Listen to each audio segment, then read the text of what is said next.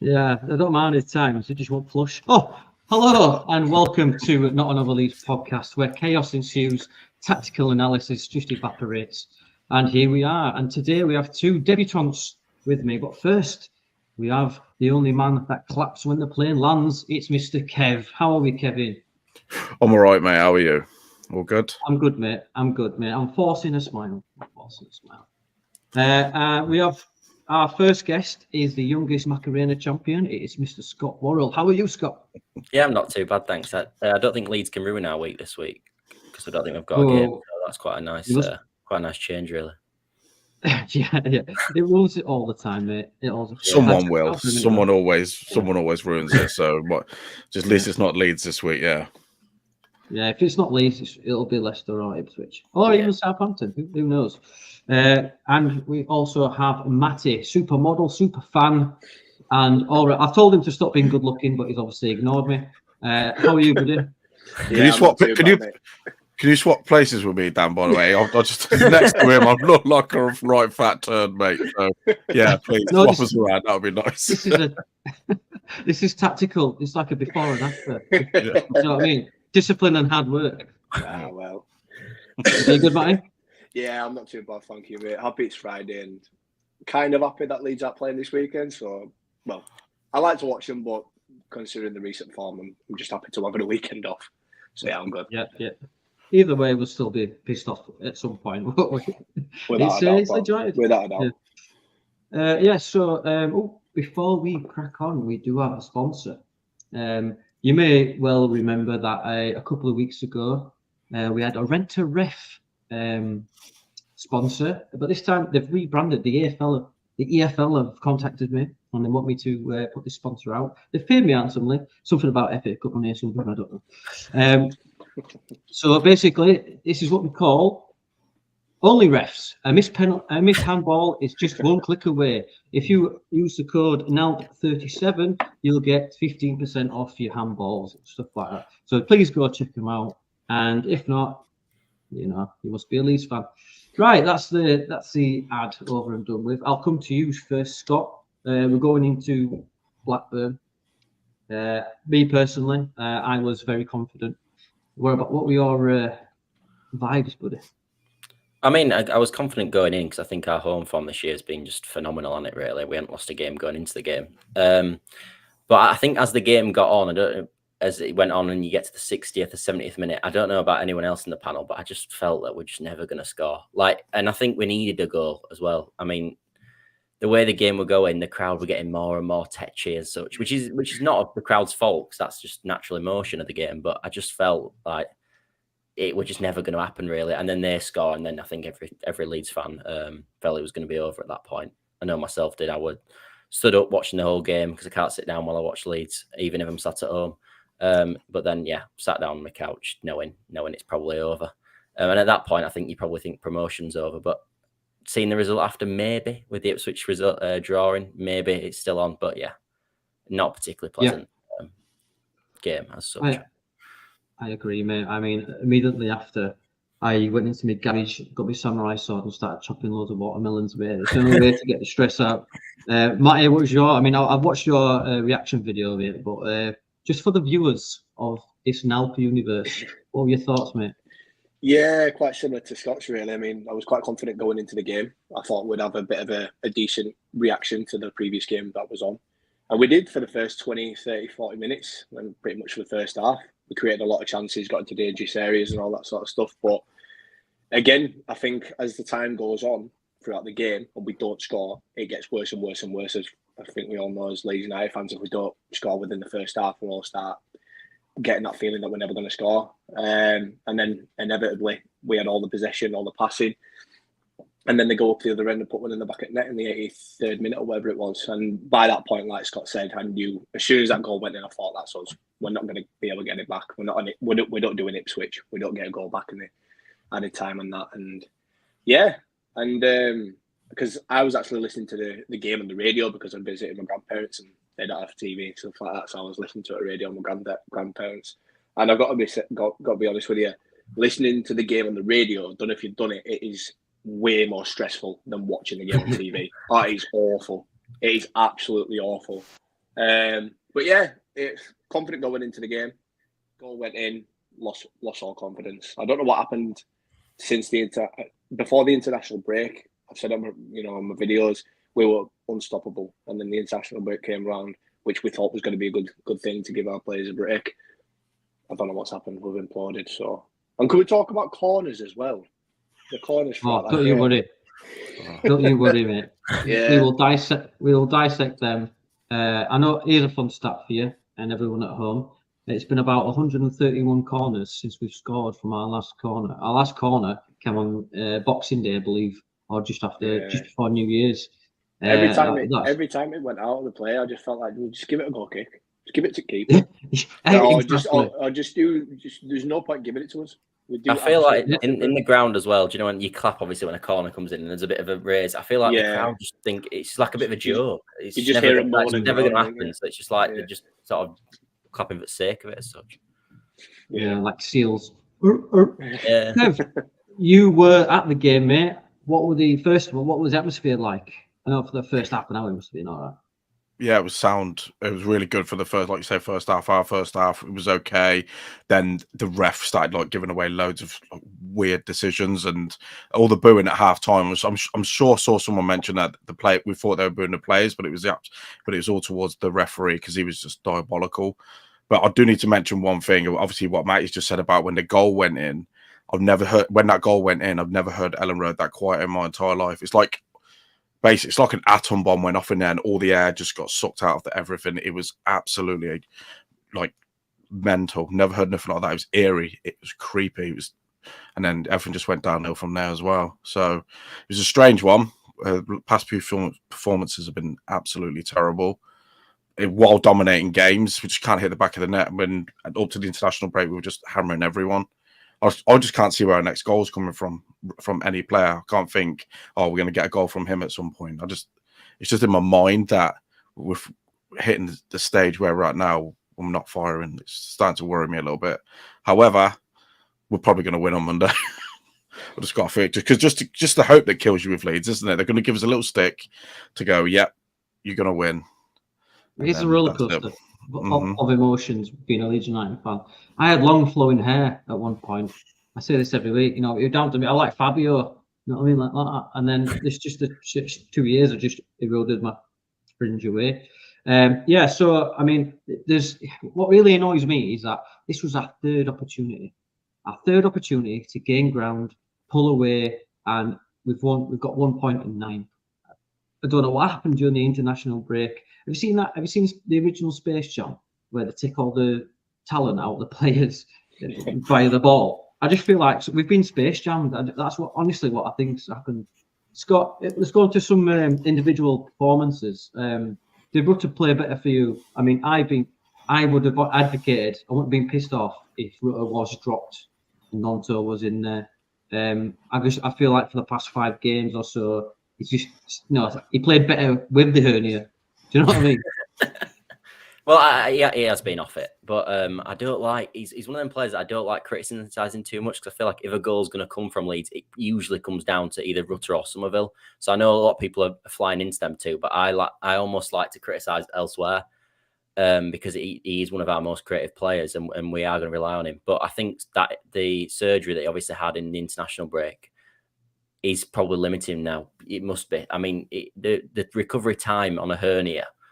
He's come back way quicker than it was sort of expected. I remember even in his press conference, he was saying it was going to come back later. I think a few games after when he actually did. And we've seen that all season with Rutter. I remember the Rotherham away game he played in, and in fact said that he wasn't going to play that game because of another hip problem, presumably the same thing. And yeah, he's been completely off the boil. And to be honest, I'm with you. What I thought when he came off and Nonto moved centrally, he actually helped Somerville link up down the left-hand side a bit and started coming across. And they were almost... Because Somerville gets doubled up every game now. That's just for granted. But if you've got Nonto coming across as well, it does allow Somerville to get a bit more freedom because obviously you're not going to start... You can't have 3 men going over there because you'll create too much space elsewhere. And I do think that's potentially an option now. I won't fly into it in this game, personally, because I don't think James has been off it. So then are you going to play on the right wing if you're moving Nonto centrally? But I think there's definitely a shout for it because, yeah, Rutter's just been completely off it since the international break, really, as well with the whole team. And when and to be honest, when he plays poorly, I think the whole team plays poorly. There's one of them players where when he's off it, the team's off it because he's so fundamental to everything that we do. Took the words right out of my mouth, mate. Matty, I've got a question here, mate, actually, from it's Joe or Ellis. Sorry, mate. None of our central players can shoot. Rutter, Perot, and Bamford seem to be afraid of the net when they get their chance. And just, do you agree with that, mate? And also, just to touch on Nonto, he seemed like the only one that wanted to shoot, really. Yeah, I mean, I was saying pretty much the same. Nonto seemed to be the only bright spark, really, that we had. And we brought him off, which I really didn't get the subs.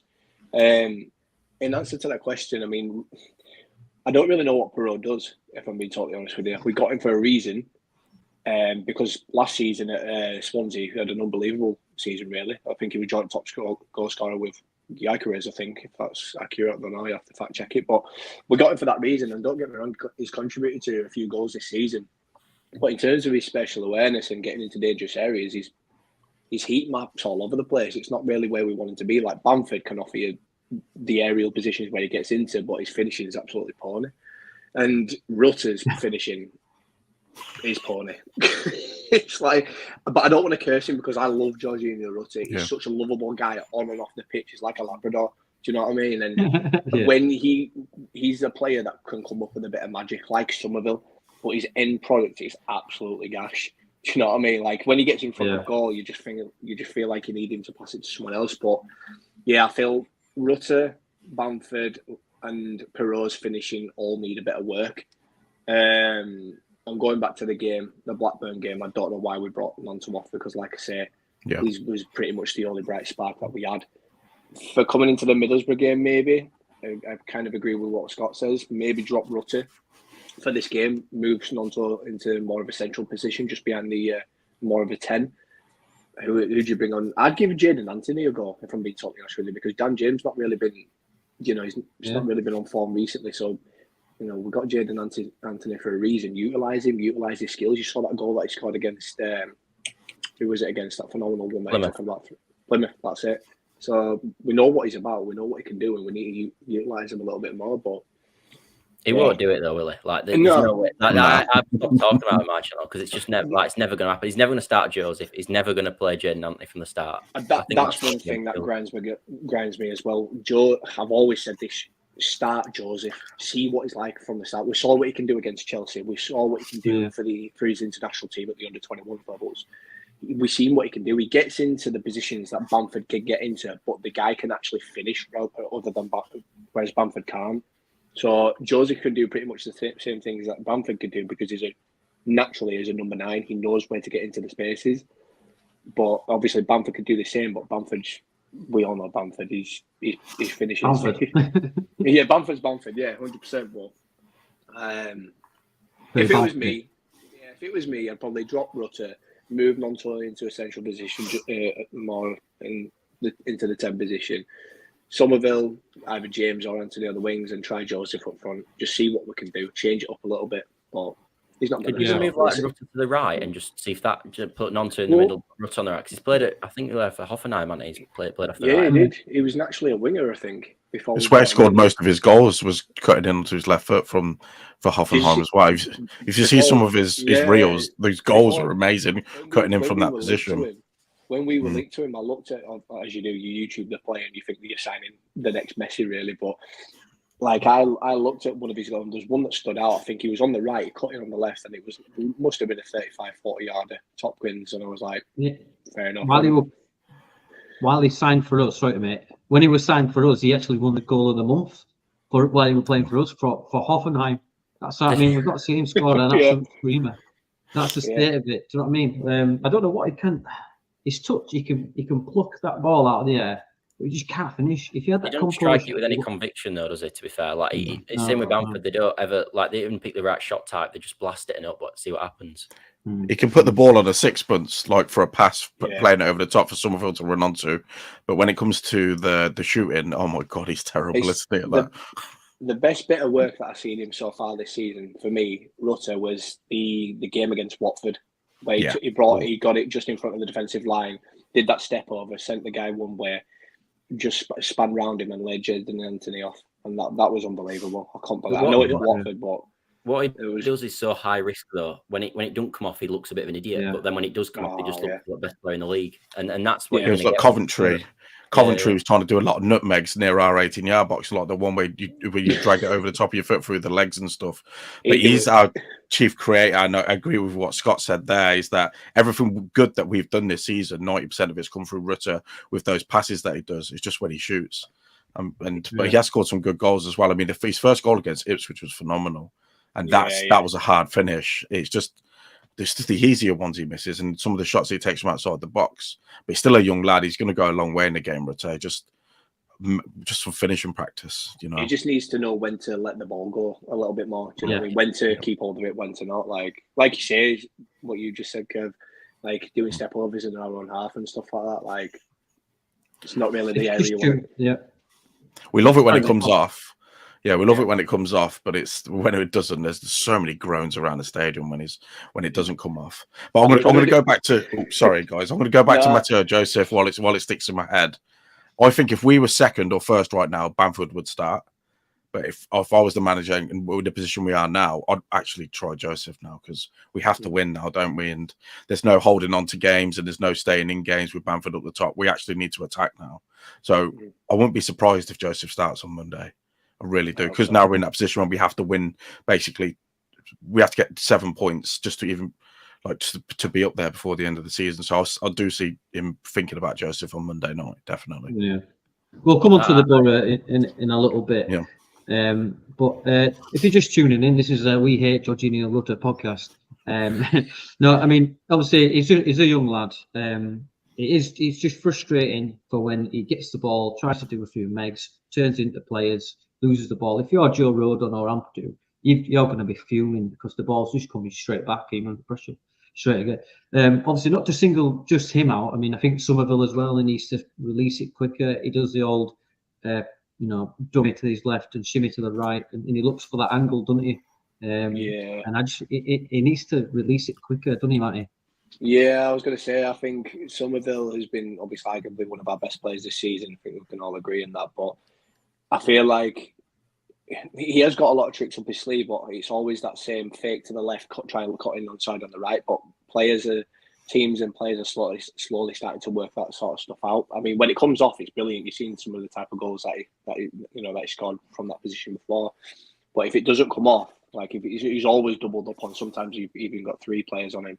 But if he jerks to the left and then tries cutting on the right, and he's not able to get that shot away, it either goes backwards or obviously more central. But yeah, I don't know what else he can do. I mean, the only other option that he's got is Firpo no overlap, which I might add, Firpo's season so far, it's been absolutely unbelievable. I don't know what. Yeah, literally, he was. I didn't know where he was going last season. I thought that was going to be him, but this season he's been really good with those overlapping runs. But yeah, back to Somerville, I think. I don't know. He's just gone off the boil, well, just like everyone since the international bit, really. Mm-hmm. He used to do well though when Rutter used to run round the corner and he used to overlap as well. So then he had Firpo and Rutter overlapping. Rutter doesn't do that anymore. And the only time we saw a player do that was Nonto against Blackburn when he came in centrally. And it takes a bit of pressure off Somerville if someone is doing that, because it's someone else that the players have got to follow. So you might lose they might be got 2 men on him, and then obviously one of the men has to follow the run of Rutter, and that's how you can create scenarios. But Rutter hasn't done that, so that has been a fundamental problem, really. Yeah. I mean, teams are now doubling up on Somerville and Rutter. It seems to be the go-to plan. I mean, the Coventry, I think there's a what's his name, Robbins, the Coventry guy. He turned around and said, even Van Nieuwijk, the left or right back, he was saying that he's the best winger in the league is Somerville. He's actually come out and praised him. But he says that we've been working all week on how to tackle him and double up. I think it's the whole game as well. It's evident that if you choke them 2 players, then it just gets recycled into the middle, back to Archie Gray, into Ampadu, into Rodon, back to Millier. Millier looks up top, goes straight through everyone, and they regain possession. That seems to be the common tactic. I mean, albeit that we've played teams at the bottom who like a low to mid block. Check me out. I just said low to mid block. But Kev, let's talk about the goal. Not that we want to, but we have to. Rodon's beaten in the air. Archie Gray is ball watching, loses Smodics. Smodics does that run, and it's a great pass. You know, credit where it's due. It's a great through pass, and he finishes it. Was it, like I say, when that went in, it was just dead silence. It was a sucker punch, really, weren't it? And you can tell that they were playing for that the entire game. That one chance to get to Smodics where he could have a decent go at Meslier. And I mean, Meslier came out. I don't think the keeper's to blame for anything there. It was just like I was watching somebody else talking earlier about it, saying that's probably the one header that everyone's going to remember Joe Rodon missing all season. And it's the one where it comes to a goal. Everyone's going to be thinking about that now. But we should have equalised and we should have put our chances away. I can't moan about them scoring one goal when we had chances to win the game ourselves and just weren't clinical enough, weren't composed enough. I mean, for most of that second half, we were camped around their 18-yard box and we just could not put a through ball through. Again, this the old cliche that Leeds are missing that number 10, that Pablo pair, just to release someone onto the box. Because I think if Pablo was playing against Blackburn, we could have scored about 5 or 6. So it's just one of them, isn't it? Just got to regroup now, because it is a bit depressing talking about it again all over. It is, mate, but if, you know, we have to dissect it like good surgeons. We have to see what's going on. Scott, was Wigan vibes? Yeah, definitely Wigan vibes. Wigan? Yeah, definitely Wigan vibes. It would. I think in the Wigan game we were putting in just countless crosses that were a waste of time. But I didn't think we did as much of that in the Blackburn game. But I don't actually think, to be honest, we created that many chances in the Blackburn game. I think Matt mentioned that obviously in the first 20 minutes we came out flying and we actually had a number of good chances. But actually after that, I didn't actually think we ever really created anything at all. They would pop shots from here and there. And we've got a lot of players, to be honest, that even when we do pop shots, they just can't, as was mentioned, they can't shoot. So it's sort of like Gruev can't shoot. Kamara, when he plays, can't shoot. Gray actually can, to be fair. Kamara don't want to shoot. No, he doesn't. He won't even shoot at all. It's strange, isn't it? Where he gets in those positions, just like does his drag back and pulls it back. I mean, he's a good player, any Kamara, but if he had a goal could be on the game, goal line and he'd still pass it. Yeah, well, he has been at times. But I think it's weird when Kev talks about we miss a Pablo player. In the summer, we were obviously looking at Amiri, weren't we? That was like the thing, and he was going to sign, and he was that sort of player. And then since then we've just sort of gone, well, we can get him, so that means we don't need him anymore, and we haven't bought anyone. And that is a bit bizarre. Like I don't understand how you can go from that position being a needed position to go and. Do you think it's because of Rutter's form? Do you think it's because Jorginho Rutter was playing that role so well at the time when it come around to January, and then we thought we don't need it now. We've scored a lot of goals at the time, really, as well, winning matches. Yeah, he creates chances by like his dribbling and stuff. It's not really like you're not going to get the ball on the edge of the area. He does one touch and then feeds a lovely pass through it. That in his game, he'll beat 3 players dribbling and then create the moment like that. It's a different profile to me. Yeah. Was it? Am I being crazy here? But did we sign Perot after the Amiri thing? No. Before, no, I believe. I think Amiri was in after Perot, more towards the Gruev Kamara sort of time. Yeah. Around I feel. Yeah, it was around deadline day. I think we signed Perot maybe 10, 11 days before deadline day or something like that, maybe. Yes. It was Ipswich game. Sinisterra was still playing, wasn't he? And he made his debut with the game. And Sinisterra was playing against Ipswich, so it would have been before, Don't you mean Sinisterra? Yeah. That's what you mean.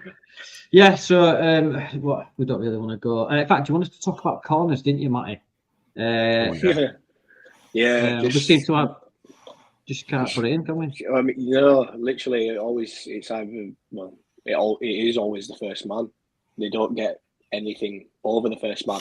I mean, Somerville takes them, and Somerville's not really been known to whip in the best corner, even on the free kicks or anything like that. It's not been overly impressive. I'd try and put Gruev on corners, because every free kick that he seemed to be putting in, they seem, well, let's put it this way, I think he'd be able to do a job and beat the first man. So, he does take a few, Gruev. Yeah, he does take a few. Yeah, not a lot though, not as many as Somerville, I think. Yeah, he didn't whip him with any pace though when he has done. To be fair, when I've watched him, but we ain't got a set piece take, have we? That's why we change it around all the time. Did you see his shot? Sorry, Matt. No, let's go on, mate. I was just about to say, but then even if we were able to beat the first man, I wouldn't even be confident that we'd be able to get ahead to it. Like, Joe Rodon's probably the only person, bar Strauch, obviously, who's not in the squad, who'd be able to get ahead to it. Like, name any other player who you think would be good in the air. Personally, don't think there's any. I don't think Perot. Don't think Bamford. Rutter definitely not. Nonso too small. Do you know what I mean? Is that the problem? Are we just like we all blame everything? And are we just like there's a team just too small? Like we have got older midfielder playing centre half. I think Joseph can win his fair share, couldn't he? But he's not on the pitch when we take him. Yeah, he's never on the pitch. Yeah, I've sussed it, boys. Sussed it. So what we do is we line up like it's rugby union, right? They take the corner, comes flying in on the penalty spot. Dan James runs up everyone's back and just jumps off Rutter's shoulders, diving head. 1-0, game's gone. You know, there's more chance of that happening than us actually beating. There is. Yeah, it is. Yeah, 100%. This hitting the first man thing is mental. I mentioned this to you last week, didn't I, Danny? That it all goes back to remember when the corners Matt Rocker was taking last year, just hitting that first man every time. It just honestly, I'm starting to get PTSD about corners. But even when we don't hit the first man, we're balloon it over for a throw in at the other side anyway. It's not like the ones that don't hit the first man go in the box. The other ones fly over anyway. I'd rather Ampadu take the corner with his hands and throw it in. Yeah. Because he'd be able to beat a first man because Ampadu's got a right throwing in. Yeah, he has, yeah. So it's Connor Roberts as well, you know. Yeah. He's got a good throw as well. Pick it up and throw it in. He put a good ball in, did Connor Roberts, to be fair, didn't he, against Blackburn? From Welsh. Ampadu should have scored. Scuff the Welsh, the good at throwing balls, aren't they? Yeah, it's great, isn't it? Go on the boys. I don't know about you lads, right? But Andy's got a point here. We should take it short. See, short corners I don't like them at all. I feel like if it works, I'll be up for it. Yeah, if it's a good routine, and you know, it comes off great. But for me, I just rather get it in the mixer. But the way Leeds are playing at the minute, couldn't Rutter do the thing he did for Hoffenheim? Couldn't he just play it short, hit it on his left and have a shot like he used to do for Hoffenheim? Why can't we try that? Maybe I'm not no football expert, but that would be nice to have a go. Maybe, wouldn't it? I think we've got to we need a varied amount of corners. I mean, if you watch Arsenal, every corner's different in terms of the routines that they do. Surely, if we're so bad at corners, which we are, and we can't just win a header naturally like maybe an Everton can, you've got to come up with like set piece routines and stuff to make something happen. But we don't seem to ever do a set piece routine ever, and we don't even need to do like why can't we just throw like a load of people on the goalkeeper and try create a bit of chaos with the ball going on the keeper's head or something? We don't do anything like that either. It's just it's just who fit into the box and hope that Rodon and when he's getting marked by 3 men because he's our only anyone that can win it. This is what Ipswich do. They've had 8 deflected shots go in this season, and how much of a difference has it made for them? They're second. The top of the league as it stands. And 8 deflected shots, that's, I don't know how many points that is. That could be up to 15 for them. That's massive. Why aren't we trying that? Why just instead of crossing it, you know, when Somerville goes down the left-hand side and he crosses it, floats it in, it's easy for the keeper. Just whiz it in low and hard. It takes a deflection, it goes in. Who knows? And we need to start doing that. Evie says Go on. Evie says Kamara seems to have a deep-lying fear of the football net. It's not laughing matter. It's called netophobia. I feel like he maybe needs guidance so that he knows where it is. So that, I agree. I mean, I like him. He's one of my favourites. But when he didn't shoot that time when he were on the penalty spot and just laid it off. Yeah. Sorry, Matty. Go on, mate. No, I was agreeing with you in terms of keeping it low and hard because for countless times I've seen when Somerville's had the ball and then Firpo's gone on the overlap. Every ball quite a lot of the balls that Firpo's been put into the box have been quite low and hard, and someone's always been able to get on the end of it, whether that be Joseph or Bamford running in the front post, and you know someone else in the box. I feel like from the set plays and not the set pieces, the plays that I've seen where Somerville's laid Firpo off and it's sort of like floated into the area, either it's either too close to the keeper or just no one's got on the end of it. So I do agree with you. Just keep it low and hard. And you've got, you know, if you've got more chance of the ball going in the back of the net. If Firpo drives it low and hard, it takes a deflection off one of their players. So I don't know. I feel like we try to do too much closer to the goal sometimes. Like we try and literally play it into the goal rather than just having a strike or, you know. Sometimes. Yeah, exactly, man. That's exactly what we need. Look how many times has Nono scored from outside the box with his left boot. You know, that's exactly what we need. Our lovely friend of the show, Einar, says it's a tactic from Jesse: be shooting corners and hit them on the counter attack, but do it narrowly. He's an absolute hooligan, is Einar. Just a bit of a sidebar on that, right? I don't know if you've seen Twitter lately, but there's people comparing Farke to Jesse Marsh in disguise. Ooh. Now, Ooh. Twitter is Thunderdome, I get that, and it's not real. But I think them sort of tweets and stuff, you belong in a padded cell. We're far much better under Farke. It's bad, well, that. that's just me. Yeah, I would say that. It's a bad take, that. But big time. Yeah. Out of curiosity, is Marsh's Farke's task easier than Marsh's was in terms of the caliber of squad we've got in the championship right now? Should be right up at the top. Marsh of the league, I'd personally say Marsh had it harder. I think I'd say Marsh in terms of where you have to look at the squad that we had. Yeah. And this is not me defending Marsh because I can't stand the guy. I'm not a fan, but that's not true. You've got Marsh pajamas. I've seen them. I've got a shrine downstairs that I pray to every night.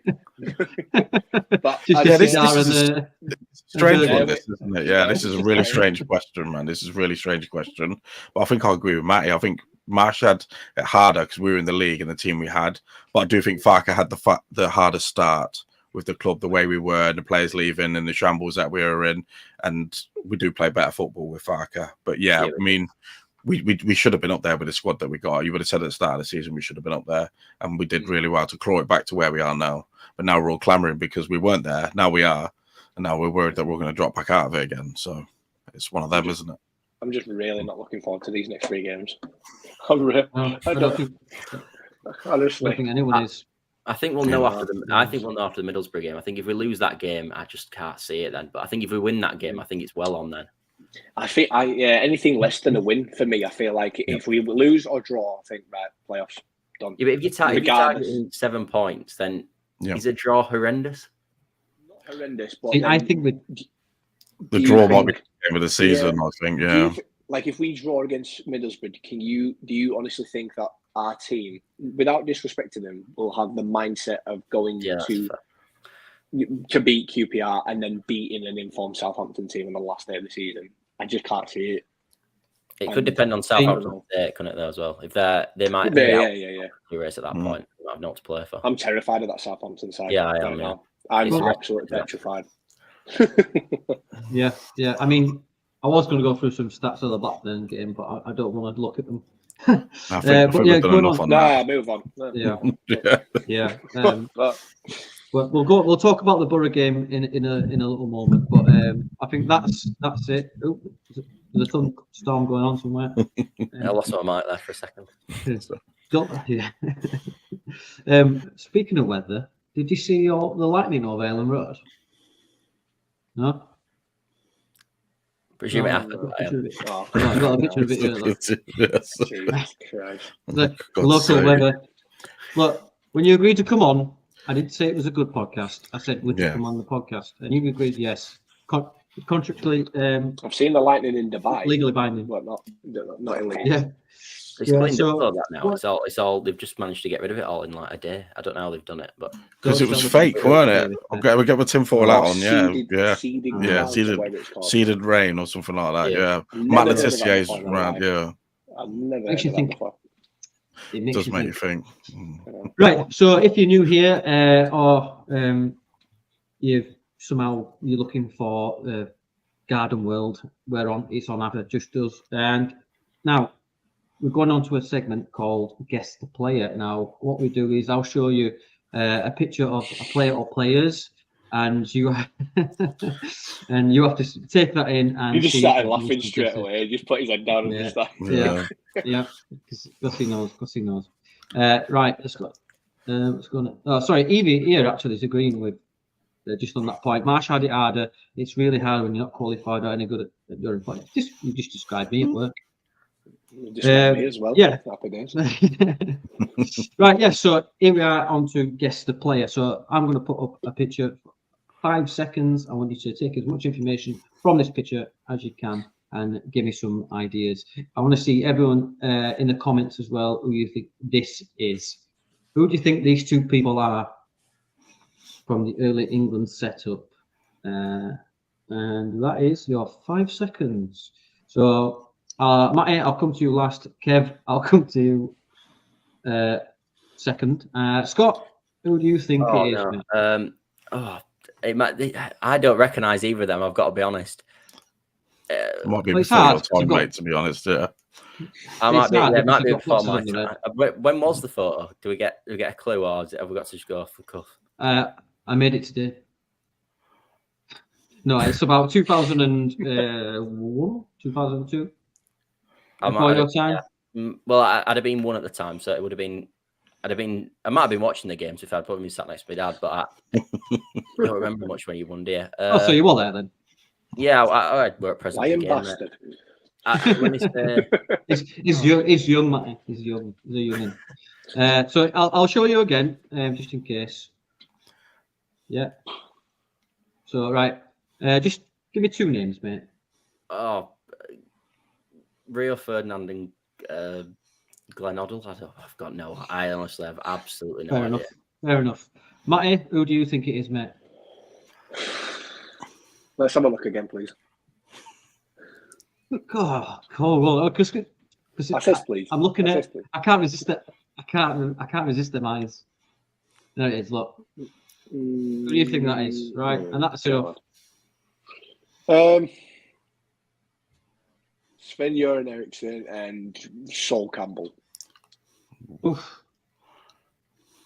Kevin, can I? I'm going to go with Barry and Paul, the Chuckle Brothers. Yeah. Right. You guys, you need to watch these segments every week. You'll find out what goes on in a minute. Yeah. So yeah. So we'll go through the comments. People are saying. So Einar thinks it's Sticky Vicky from the Teletubbies, purple pedo dino. He's Icelandic. We'll leave him alone. Yeah. Evie saying Woody and Buzz. I don't even know why I didn't even guess on one, because I did a trial run of this last Dumb and night. And the Bros. Matt and Luke Goss, I think he means. Yeah, the Bros. That's what he was on about. I'll tell you what, I will put you out of your misery, boys. And so here's what you saw. And it's the magical duo, Paul Daniels and his missus. Jesus Christ. Debbie McGee. Now, how do you know? Yeah, they're good. They were magical, magician on the ball, off the ball, with a ball. On his balls, you never know. So once again, no winners this week. If you're still with us, please like and subscribe. Right, so here we go. We will go on a bit of news then. Now, this is resurfaced. Calvin Phillips has been linked with us again, albeit, pinch of salt.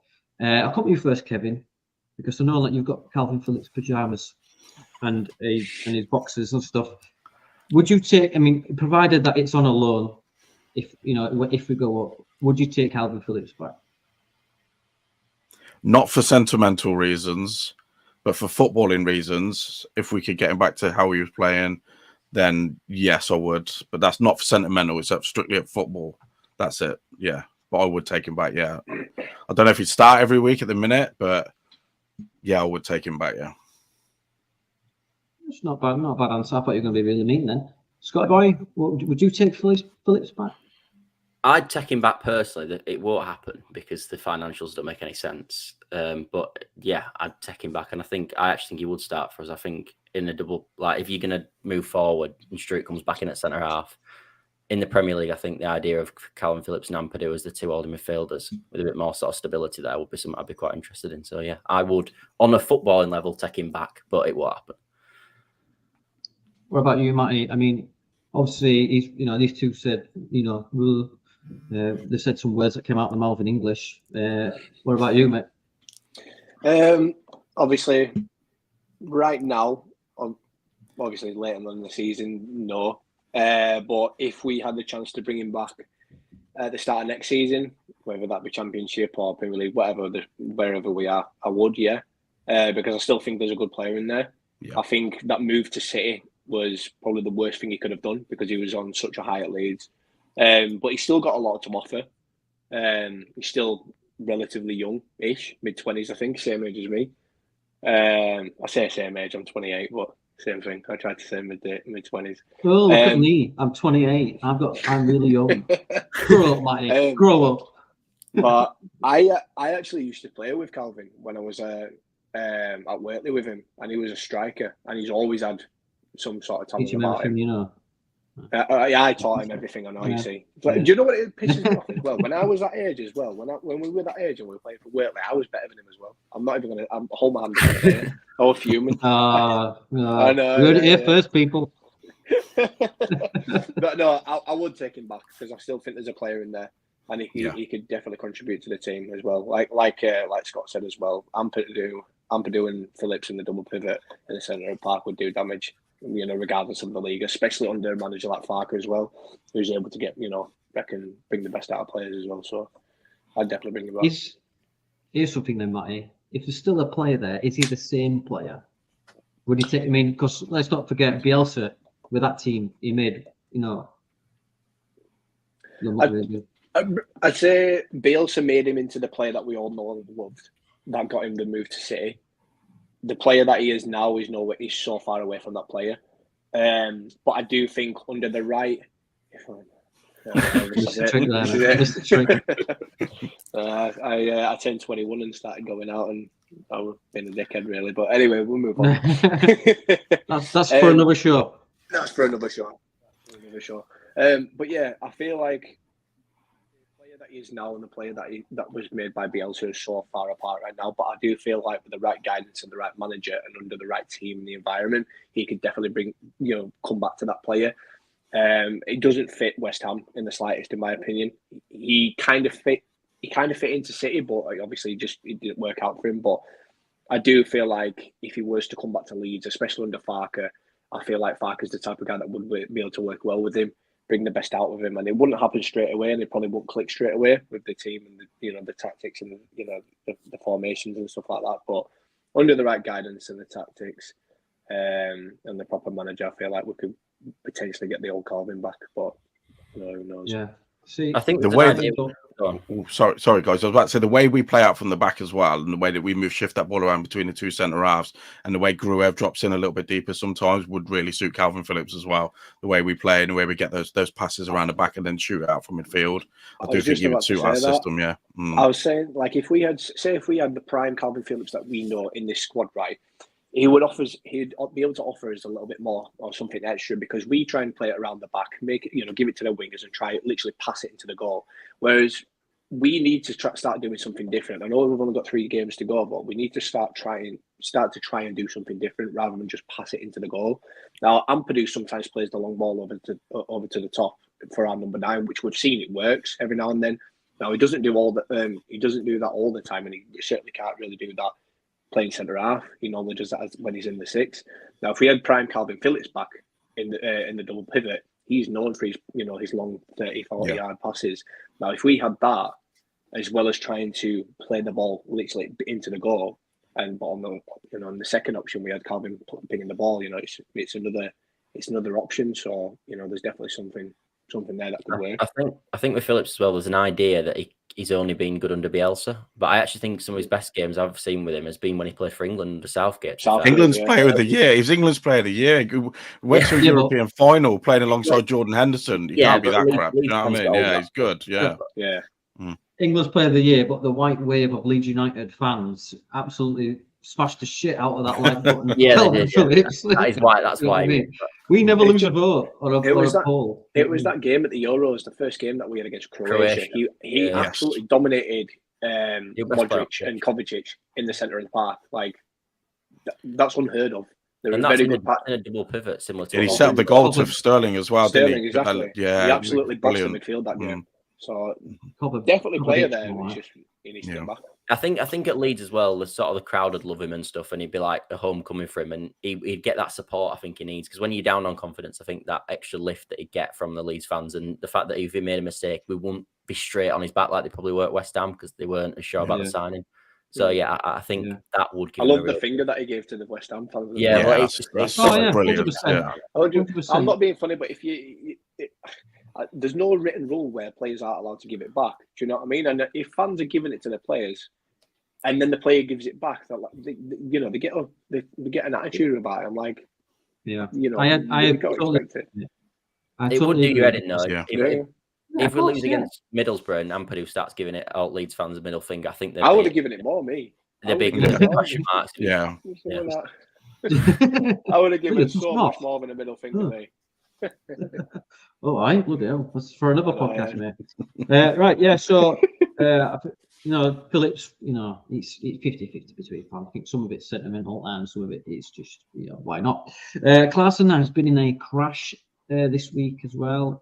Luckily, he's fine, no injury, but Norwegian paper has said that he could be, fined and put in prison for up to a year. I don't think he will get put in thing, but he can save his life. You know what I mean? Rather than save the ball. But I don't mind Clarkson. I think he's all right. He's You won't be safe with that hair. hair in there, mate. You won't be safe with that hair in jail, Clarkson, mate. He'll be done, yeah. No, it's He'll be something for them to hold, isn't it? Yeah. And lastly, I wasn't going to talk about the FA Cup, but they've already paid me of the FA. Bayern interest in Gray. Now, would this be a good move, Scott, for Archie Gray? It's just hearsay. I mean, Bayern have said that there's no concrete stuff, but clubs from around the world will be looking at him. I've heard even Scarborough Athletic are looking at Archie Gray. Yeah, I think this is going to be a story that just continues and continues. I think if you're a big club, you'd be or a big club that will be wanting to further Gray's career, like a Bayern Munich, for example. They're all going to be scouting him now. I think that's sort of how it's going to be.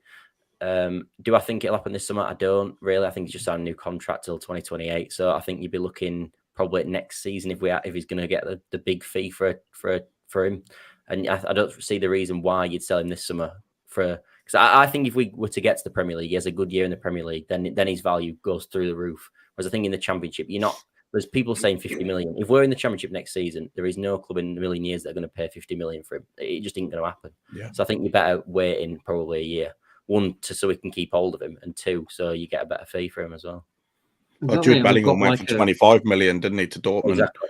Yeah, so I agree with Scott. We're not going to get 50 million for him, but this thing with young English players going abroad at the moment, you've seen it with Sancho Dortmund when he was good. Smalling. That Gittings, Bono Gittings out of Dortmund's tearing up at the moment. Is that guy in Juventus? That Sam Illing. There's lots of these young English players playing abroad right now. Madueke did it, and I can understand why these teams are sniffing around Archie Gray, but I can also understand that a lot of those players may not have had the sentimental attachment to a club like Archie Gray does for Leeds. I don't think he'll be going, definitely not this year, even if we don't go up. I agree with Scott. If he needs a year in the Premiership as well, and we'll get a massive fee for that lad. I'm talking it'll eclipse what we got for Rafinha and Phillips. If he has one good year in the Premiership, he's going to go on to massive things, that lad is, and hopefully he does it with Leeds, but I can see him play for England within 2 years, definitely. Especially with Gareth Southgate's, yeah. I'd say if he does go, if I'm honest with you. Yeah. If he does go, we've got his brother, and we've got his DNA on file. We'll just go more in a couple of years. Clone him. Send him to Camino. Star Wars reference. Right, so we'll talk about Borough on Monday. Now, lads, we'll talk about the Borough game, and then we'll talk about our hopes for the weekend. So I think we'll draw against Borough because Borough are in the top half of the form chart. They are a really good team. They've got Frothy Coffee up top, which is Latte Laugh. He's on a bit of fire, but they'll have no Greenwood and they'll have no Super Luke Ayling due to the loan agreements. Now, Matty, I'll come to you first, mate. What's your 5 for Borough? I mean, I've been really harsh on Leeds. I want 9 points from 9 because that's how harsh I am, and I don't think the double chins of my hairline can take anymore. I'm eating. They're making me eat, Matty. So, how do you think we'll do one against Borough? Yeah. Give me your vibes, buddy. It all depends on what Leeds United team comes out for me. If we come out, I want us to go back to how we used to play before the international break. If we start like we did against Blackburn and we continue that for the full 90, but we take our chances and we take our opportunities and we score within the first half or maybe in the first 30 minutes, then I think we'll win. But then if we come out sluggish like we've done against Coventry, like we've done previously the past few weeks, then it's going to be a very, very tough game. Like you say, Middlesbrough are in decent form. So I want 3 points. We need 3 points. Can I see it? Yeah, if the right team comes out. But like I say, it's hard to predict this Leeds United team right now, especially after the international break. I don't know what happened on the international break, but since we've come back, we can't do anything. We can't string anything together. So I'll say a draw. I've got Space Jam. Space Jam to tell you. Yeah, I'll say a draw. I feel like we'll score first, and they'll get an equaliser later on. So I think 1-1. Bear in mind that this won't be a team that'll have two banks of 4 in front of goal. Do you know what I mean? I think they want to go for it. Scotty, what's your thoughts, mate? It worries me, this game. It really does. I think that they've unbeaten in 9. I think they've won 5 of the last and drawn 4 in that time, and I think they're flying at home as well. So yeah, this game worries me, and I've got to be honest, and I don't want to be negative, but I get. Do you know that Brentford game we didn't go up when we lost 2-0 at Griffin Park? We had Pablo crying. This game, I'm just getting them flashbacks so bad with it. I'm praying I'm wrong, but I don't think it's going to go well. I think if it goes well, we'll have to score quickly, because I think again if we failing to score and by half time we're 1-0 down or 0-0, I just think they just don't believe it's ever going to happen. Whereas I think if we were to score, like I say with Blackburn, I think if we'd have scored in the first 20 minutes against Blackburn, we'd have been. I think we'd have won the game 3 or 4-0. I genuinely believe that, which is mad to say we actually lost the game, but I just think we need that bit of confidence. So I'm hoping that in the first few minutes, 20 minutes or so, that we can get a bit of magic from a Somerville or a Nonto, who, by the way, has still been superb. I know everyone slags the whole team off when we lost against Blackburn, but he actually had a good game. So maybe if it's going to come from anyone, it's probably going to come from him. But as I said, I'm not confident, because I don't know what to be confident about. We've been unbeaten at home, and then we've just lost and not scored in the last 2. We're not giving much, are we, really?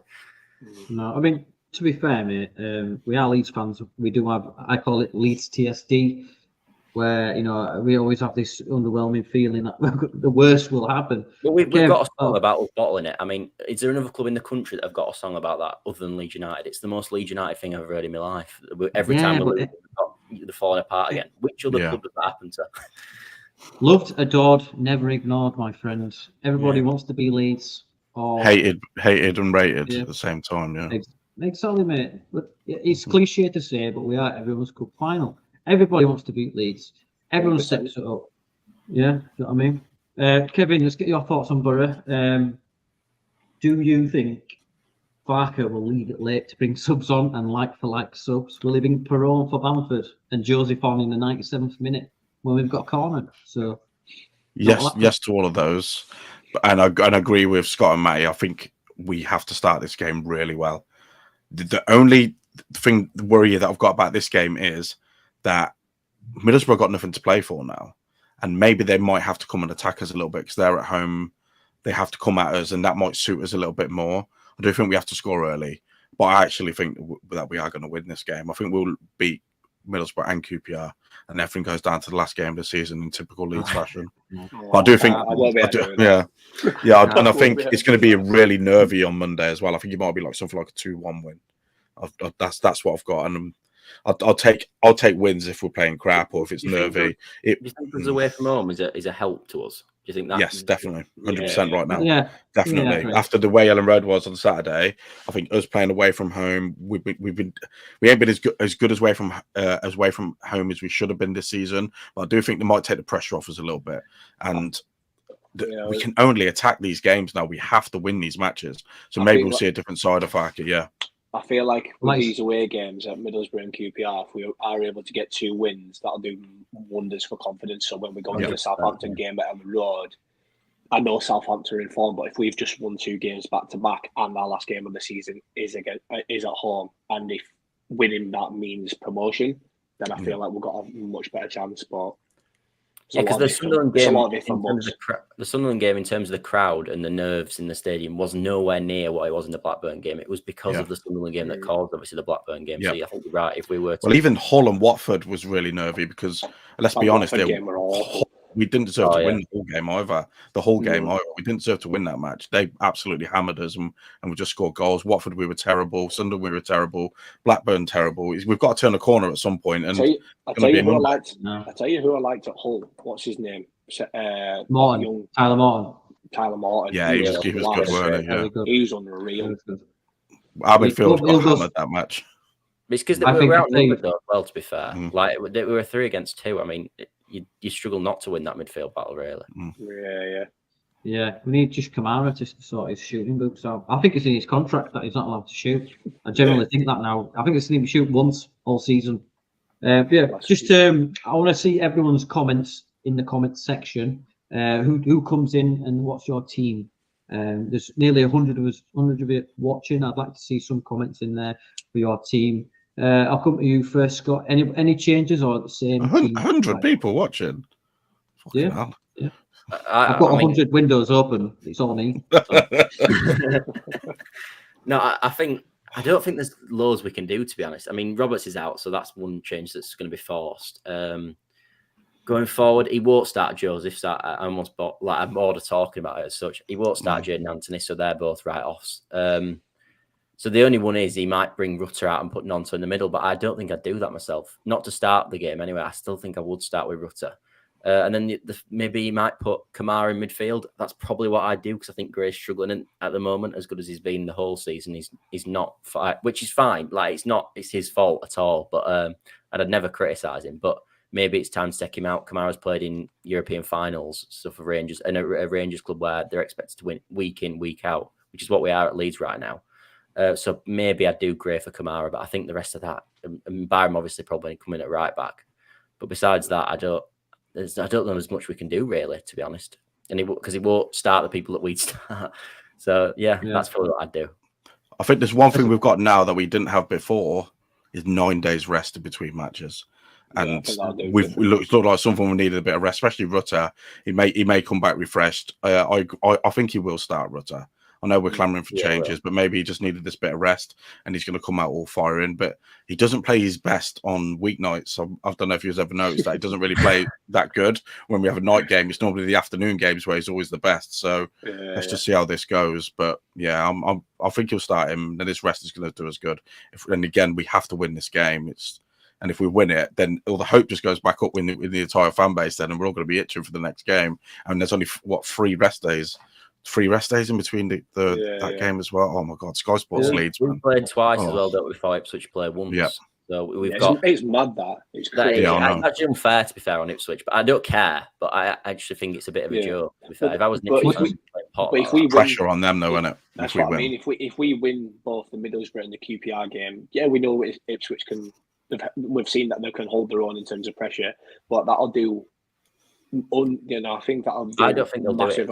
I think if we win the next 2, that they're out. I can't see them how they're going to then win the next 2. And Southampton have to play Leicester. I keep forgetting about that. I don't know what score I want that to be. It's got to be a draw, hasn't it? Surely. Yeah. But what did you say about Sky? Okay, what did you say about Leeds Sky? Oh, Sky Sports Leeds, yeah. All right, yeah. Oh, yeah, there we are. Yeah, of course we are. Yeah. Right, yeah. So now after this chat, so I'm getting all really excited for the game. Now we're just talking about this, and I don't want it to come. I wish the game just didn't come. I don't want it to come, but I think we're going to win, and I think it's going to give us that little bit of hope. Yeah, it's better than not playing, but it's going to give us that little bit of hope. And I do think this is the first weekend in a while that I could probably do stuff that without worrying about football for a couple of days. Might be able to go shopping without thinking about Leeds. Yeah, you'll be anxious about Monday though. Matty, just right quick. Who comes in? Who starts? Right quick before we move on. Similar to what Scott says, I don't think he's going to change much. But I'd take Roberts. Obviously can't start at right back, but I'd put Archie back at right back and move Gruev back into the centre, because I think Gruev's been he's been on fire for the past couple of months. So I'd have Kamara and Gruev in the centre of the park and move Archie back to the right. He does look a bit leggy, but I feel like Archie's done a solid for us at right back all season. So moving back to the right back, I'd start Rutter, because I feel like these 9 days he'll have downtime, rest time. That might have just been all that he needs. So I'd start Rutter. If it's not working and he's still a bit laggy, like we've seen in previous weeks, take him off, moving on to into the centre at number 10, and just put someone else on the right, whether that be James, Jay Dante, whoever. And for the life of me, start Joseph up top. That's what I want to see. He's not going to do it. He's not going to do it. He's not going to do it. But start Mateo Joseph up top, because Mateo Joseph, Jorginho Rutter, Somerville, and Monto all on the pitch at the same time from the start. that would do damage if they're all Yeah. up for it and energy levels are high. So, but yeah, it was not going to do it. So we'll probably see Bamford up top. And Would you I think Bamford we'll or start Pro up front? Bamford. Oh God, no. Bamford. I think Bamford will lead the line because he does, for all his flaws, he does separate centre backs really Can't well. we just play like Man City and play like Rutter in that false 9 or something, and just have Nonto and him playing off each other or something like that? I mean, we're saying all this, but he'll end up starting Cooper at centre half. Yeah, I know. Yeah. Don't, please don't, please. Don't put that into the universe. Right. How many points? I want to hear how many points do we get from the next 3 games? From right quickly, we'll go around. I think I'm demanding 9 points. I don't think we'll get that, but I'm demanding 9. Scott. 7. I'm going to say 7. That's hopeful as well, because I've just said we're going to lose. Yeah. So that doesn't actually make any sense. But Martin. I want 9. My heart says 9, but if I'm thinking about it logically, I feel we will get 6. Oh, I feel we'll see there. You could get promoted with that, though. You could get promoted. Yeah, we could. I'm sort of going back on what I said, because I said we'll draw against Middlesbrough, but I feel like we do have it in us to beat Middlesbrough. We definitely have it to beat. I feel like we've got it in us to beat Middlesbrough and QPR, but I think we might just slip up at Southampton with the form that they're in. There he is. Look in the comments. The menace himself, Smarty from Otton, shout out, mate. We haven't got enough games, mate. We haven't got enough games mate. Yeah, we haven't got enough games, mate. That amount. Just for the audio listeners, Smarty says we'll get the same amount of points that Kev has nipples, so 12. Normally have to pay a premium. It's like a cat. Sort of stuff, don't we? Kev, Kev, how many points do you think, mate? Just to 7. rattle your brain. 7. 7. That was a deep sigh. Because I was going to go with my heart for a second. I think we're going to get 9, but I do think we'll draw in the last game of the season. I think we'll win the next 2. But I think 7's enough to get us up. I really do. 6 is enough to get us up. To be fair, I think anything less. Yeah, anything less than 6, mate, and I think it's playoffs. It depends who we beat, though, because if we got 5 and we beat Southampton, that might be enough with the way Ipswich and Leicester are going. Yeah. If Ipswich and Leicester lose all their games, which is very unlikely, 6 points, 5 points, 4 points. Coventry. Just I live in Coventry. They're going to do Ipswich. All my family are Cov fans. They're going to beat Ipswich. I swear. Let's remind ourselves as well. So if Southampton win this weekend, they're on level points with us. That's disgusting. That's why we need to beat them. It is disgusting. We've got to beat them. Like, where did they come from anyway? Like, I was dead set on looking at Ipswich and Leicester, and I think last week I checked the table. I'm like, where did Southampton come from? It's because we dropped, because we dropped and everyone's dropped. Yeah, it's not been a good week really, has it, for anyone except Southampton. And Preston basically rolled over the other night for them as well. I can't believe horrifying. It's horrifying. The performances that Preston put in against us, and then they roll over for Southampton like that. Yeah, but Southampton as well. After they lost to Ipswich, I think even Southampton fans and the manager, with the way they played in the last 5 minutes, thought that was completely it. And then they drew the game after. Yeah. So and then you're like, well, and then they're still in the race. It's like, whoa, how much are we us three messed up? Because it's not just us, but we're all slagging our team off. But Ipswich fans are probably saying the same with 2 points in 9, and Leicester are definitely saying the same with what? They're worse than we are at the minute. They're calling for the manager to be sacked. They're dropping out of the playoffs. Anyway, exactly. And anyway, boys, we're doing just over an hour, and I don't want to keep anyone because Kev's got his tap dancing lessons soon, and he's got a show in the morning, so we need to get a move on. Exactly, mate. All 12 of them. He's got some kittens to feed. Welcome to the Not Lovely podcast, right? It's just chaos altogether. So if you're new here, this next segment, I know what you're thinking, no fucking other segment, hang in there, we've got a couple more to go. So this is called Top Knob, and what we do is we put names into the middle and we vote on who is the big snob of the week. So let's get into this week's Top Knob. Best jingle in the game. Right, so I would like to come to you first, Kevin. I'll let the lads think about what their top knobs is, or in Latin, toppest nobbers. Who is your toppest nobber, Kevin? I'm going to go for a general organisation in the sport world, and I'm going to go for the Football Association on my this week's top knobs, trying to destroy the game from the ground up just to keep the elite in check and give them the players that the rest that they need. So I'm going to go for the FA for cancelling FA Cup replays, because some of the best games I've ever watched in my entire life growing up was some of the minnows versus giants, and I don't think that should be taken away from football. So yeah, FA for me, top knobs.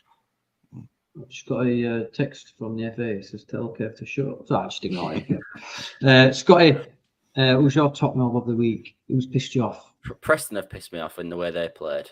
That's fair enough. And Ipswich always annoy me. And I know Ipswich haven't done it this week, but they still annoy me. But Leicester cheat as well. So any of them, Preston probably, top knobs, because that was a joke. Letting Shea Adams score, I mean, the lad can't hit a barn door. Cheers, Evie. And look at this, Matty. Are you in Smarty's house? So you got the same blinds as well. The class then. IKEA's fighting them, they're not IKEA. Can't remember who got them. No, G-shorts, all that stuff out. who is top knob, Matty? Who's your toppest novice? Similar to what Scott said, I hate Ipswich. Can't stand them. They've done very well, but no, can't stand them. But Schwodick. Prick. Ooh, yeah. He's been at it on Twitter, to be fair. So he's been very good this season, but yeah, he's been at it on Twitter. He's his biggest game of his career, in it, to be fair, that he scored in. So well done for him. But you know, he's a complete dick. Yeah, I saw him on a clip. He played with that Still Ryan, who was a big YouTuber, Everton fan, and he was playing. And this Still Ryan said, "Are you going to score tomorrow?" Obviously against us, and he went 100%, and he did. You know, but, of course, Leeds let him score. Yeah, it's just typical. So I mean, I'm going to go. Scoring, but no. Yeah, I'm going to go. I'll give it the joint. I think the FA and Smodics, because that's just pissed me off for that Smodics thing that you just said. And I'm going to go get some watermelons on my samurai sword again in the garage. Do a 80 montage video. So Smodics and the FA, you are this week's top knobs. Top knob. We are nearly there. We have one more segment. I promise I won't keep you long. You can go to the toilet if you want, just not right now. So, lads, Scott, Matty, I don't know if you know, but we are secret millionaires from all the sponsors. We don't like to shout about it, but I have built a supercomputer, and it's called the NELP 3000. It's got the latest AI. I say latest AI. It was the latest AI in the 80s. I've used some spare parts. And what it does, it comes up with statements, questions, and it's got a bit of an attitude, if I'm honest with you. Are you ready to meet the NELP 3000? I'm ready to meet the NELP 3000. Yeah. Beep, boop, beep. Calculating. Question found. What is your football ache? Mine is being forced to do this podcast.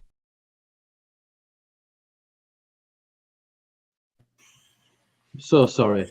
I'm so sorry about that, lads. It's so rude. I need to speak to his mother. I am his mother. But honestly, he's got an attitude problem. I don't know where it comes from. I think it's James. James or Kev, bad influences. So, footballing icks. I will go first just to give you a bit of an idea. Short corners. I fucking hate them. My footballing ick. And I could go on to say the mini shin pads that Grealish wears. Might as well put Tic Tacs in your socks, mate.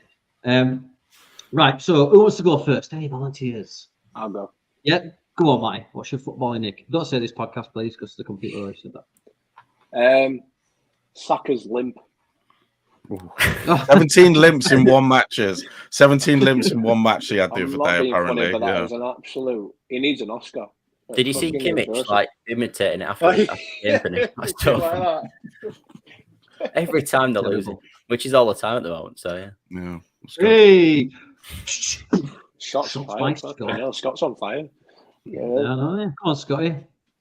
What's your football ick, mate? It's like an opinion that people have. Now, this sounds like something out of the Sam Allardyce playbook list, but I hate goalkeepers being judged on how good they are at kicking and not their ability to actually save the ball. Like, people now buy a keeper because he's good with his feet when we've got 10 other players on the pitch for that job. Now, that is the most Sam Allardyce thing I've ever said, but it just annoys me. Why we Scott he can make Allardyce. some mistakes, but because he Yeah. can our pass is sound. Edison's crap. That's all I want to say. There you are. No, that's fair, mate. You couldn't say it, Scott Allardyce. Kev, what's your what's your football ick? And it looks like it's going to be a juicy one.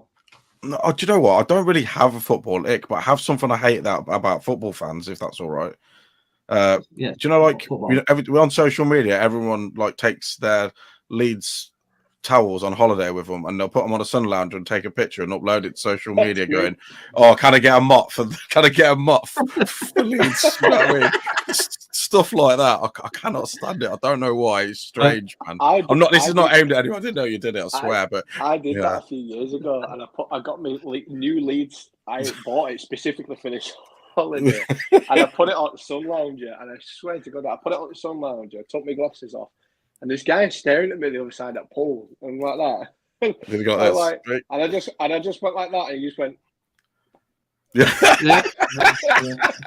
That's oh my God, that's brilliant. We are everywhere. Yeah, we are everywhere, man. Yeah. I'll tell you a story. My dad puts mott on the. I know you're watching, Dad, but he puts mott on the end of every text. He's like, "Dog's dead, mott." You know what I mean? Or something like, "Oh yeah, sorry, the plants have died, mott." You know what I mean? Sorry for your loss, mott. Matching on together. And he knows he does it. I don't think he knows consciously, but he does it anyway. Change the car reg. There you go. Evie's going on. Thanks, on Evie. holiday, Yeah. So there will be the thing. So that's we are confident for Monday. We've got to be, lads, aren't we? So Yes. we have done it an hour and 11 minutes. Scott, Matty, thank you very much for coming on. It's flown, if I'm honest with you. Thank you. Yeah, thank you for having me, man. Really appreciate it. To be honest with you, Matty, I didn't hear anything you said. Everything went quiet because I was just staring at your eyes. Got lost in them. I was there trying to fiddle with my phone like I actually couldn't hear it. I wonder if the female viewers have gone up on this channel and that. We'll get to wear vests next time and it'll double, mate. So it'll be all right. We'll get to do his clothes every week. Some magic mic every Friday. What I'm going to do is I'm just going to crop a photo of you and just put it behind me so people just watch it anyway. Scotty, thanks for coming on, mate. No, it's been one of the good ones. Where can we find you and what you got coming up on your channel, mate? I've just uploaded a preview today for the Leeds game, so that'll be interesting. But yeah, you can just find me. I'm just Scott Worrell everywhere, essentially. I think I'm Scott O. Worrell on Twitter, but besides that, just Scott Worrell. Yeah. I will. After this, I will put the links to both their YouTube channels in the description. Go check them out, guys. Yeah. Do go like and subscribe, Matty. Obviously, you put a thing out last week. You know, after the Blackburn result stuff. What's coming up for you, mate, and your channel? Well, so I started my YouTube channel quite some time ago, but then I wanted to start fresh because I wasn't really liking the content and the format I was putting out. So I deleted all the videos and put a new one out after the Blackburn game, which was a reaction video. So it's going to be pretty much all reaction videos from me, but I'm going to start incorporating some of my own little stuff as well, where I'm going to be taking a ball myself into like a 4G pitch, doing some free kicks, videoing all that sort of stuff, get some of the friends on board. So yeah, if you like watching free kicks, relink with Phillips.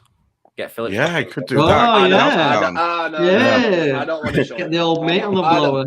No. I'll only show him off. He's shite. Anyway. Oh, he's just texted me actually. He says, "What's that?" Yeah. Make sure you do go like and subscribe their stuff. It is really good, especially Matty's passion. It is funny, and Scott really good analysis of the game as well. Kev, back on Sunday. Yeah, we are. Yeah, Sunday night, Leeds House. Me, Danny, James, all at it again as usual. It's a little bit more tamer than this. There isn't anything to dissect though, so we'll probably be doing a more preview onto Middlesbrough, won't we? Really, yeah. So yeah, check us out. And to be honest, this has been one of the tamer ones. I think that's because James was here this week. James is like the Tasmanian devil on crack. He would laugh. But... So if you are new, please do like and subscribe and hit that notification button. It means a lot to us that we're nearly at 600. Kevin, can you believe it? Yeah, we're doing all right, mate. Nearly 100 people on today. That's really good as well, everybody. Thanks for staying. Yeah, but that's just long, man. Yeah. Yeah, I know. That's Yeah. this guy's on. Yeah. Bloody hell. Oh. Bloody hell. Where's the I mop? think I've actually pulled my fucking badge. Just hurt himself, yeah. That kills. Yeah. Like it says it in the right back to your own people. If you like chaos, zero tactics, and gimmicks, we are the show for you. Thanks everyone for tuning in this week. There's been quite a few of you this week. Hopefully, we'll be talking about promotion next Friday. We do have a game next Friday, don't we? The QPR. Yeah, we do. Yeah, we'll probably have to come on a bit earlier, won't we, on next Friday? Yeah. So it will be a bit earlier next week. So thanks everyone. Do like and subscribe and check these guys out. Yep, and we'll see you next week.